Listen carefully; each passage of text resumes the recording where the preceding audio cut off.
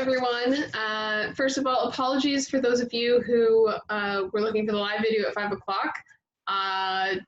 There is some malfunction going on that my webcam and Facebook Live are not talking to each other. So I'll sort that out soon. However, I wanted to at least record this video so that those of you who are checking can get the recording at least. So apologies about that. Tech is awesome, and unfortunately, tech sometimes has tech moments. Like human hissies, they have tech hissies, and we just need to move forward. So sorry about that, and here we are. So today, shared that I pulled a canoe from the deck, the 13 Canoes, and that April is the Rose Canoe. And I thought it was really cool because it's really fit in with my current experience, my experience with COVID. And the piece about like the description of the canoe that really spoke to me is that it's about, since when Rose Canoe in April is all about seeing the truth and how we need to honor our own circle first and not take responsibility for others people's, even though you can see their truths and see what's going on in their lives. And this really spoke because, I mean, definitely, a few weeks ago when things started shutting down all the place, I 100% wanted to show them first. And it's like, what does my family need? It's just my, my husband and I first. What does our unit need right now?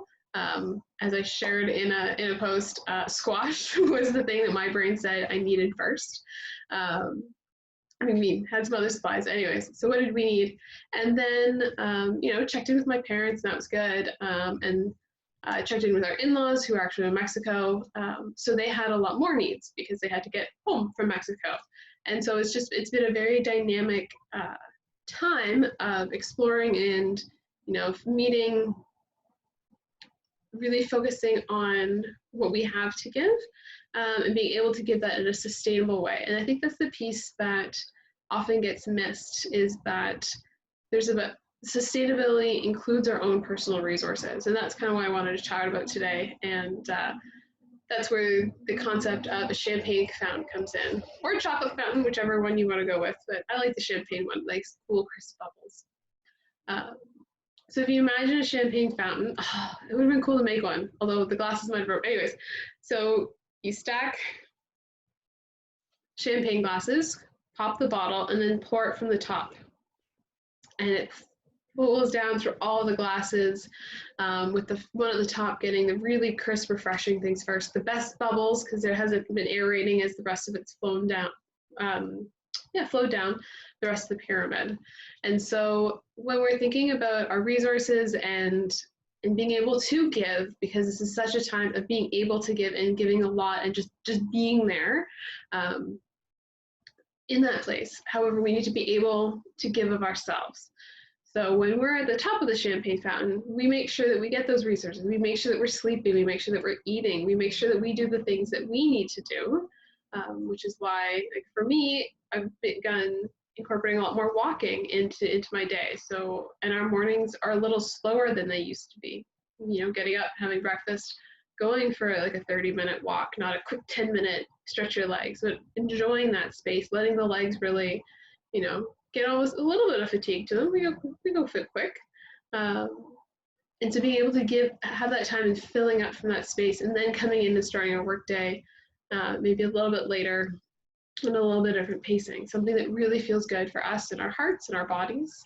And then that way, as requests come in during the day, to be able to help sort out groceries for people who need help getting groceries because they're in quarantine, or just emotional support as we're navigating these times.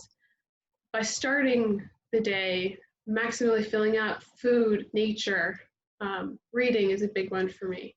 That's how we're in the best capacity to give. And that's from really the place that as requests come in for your time, money, and energy, because those are our three resources, then you actually have an idea, like, do you have it to give? Do you want to give it? Reverse those two, that's the order. Do you want to give it? Do you have it to give? And then under what conditions? We'll talk about that more maybe next week in a longer post. But first step is making sure that we're full up, that we have the top of the fountain, because as the rest of it flows down, they get really good resources, they get what they need, and then we actually have it instead of reaching a burnout place. So as you do your Thursday, imagine yourself in this beautiful setting with a rose canoe, which if anyone has a rose canoe, I'd love to see a real photo of it, because I think that's it'd be so cool to have a rainbow fleet of canoes. Maybe one day. Immerse yourself in this setting, soak it up, refill yourself and all of your resources so that you're in peak performance, peak condition, such that when you do see that there's other people that need things, while it's by no means your responsibility, at least you're in a position that if they ask for it, you say, if you need something, let me know. If they say, yes, I need X, Y, Z, you're actually in a position to give it. And give from a place of love and joy and gratitude that you're in that position instead of from a place of like, oh, well, I guess I have to. So let's fill ourselves up. Tomorrow we're going to talk about a couple more specifics on that because tomorrow is, I think, Recharge Day. Come up with a cool name for it. Spa Day, definitely Recharge Day, a rest day, layover day, and yeah, some more of these ideas so that we can be in that best position possible. All right, have a wonderful rest of your Thursday.